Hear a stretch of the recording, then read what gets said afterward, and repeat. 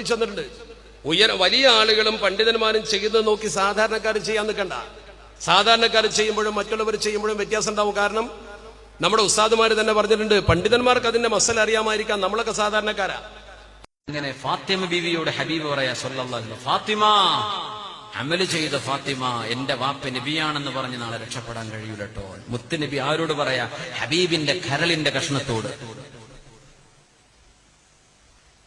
21ാം നൂറ്റാണ്ടിലൊക്കെ ജീവിക്കുന്ന നമ്മൾ, അത് അഹ്ലുബൈത്തിൽപ്പെട്ട ആളുകളാണെങ്കിൽ തന്നെയും, ഞാൻ ഹബീബിന്റെ പരമ്പരയിലാണ്, എന്റെ കാര്യം രക്ഷപ്പെടുമെന്ന് ഉറപ്പാണ്.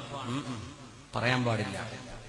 രക്ഷപ്പെടണം, പെടട്ടെ, അള്ളാഹു നമ്മളൊക്കെ രക്ഷപ്പെടുത്തി തരട്ടെ എന്നല്ലാതെ ഞാൻ സ്വർഗത്തേക്ക് ഉറപ്പാണ്, എന്റെ കൂടെ പോരി, ഞാൻ കൊണ്ടുപോകാം, ഇതൊന്നും ഒരാൾക്കും പറയാൻ പാടില്ല.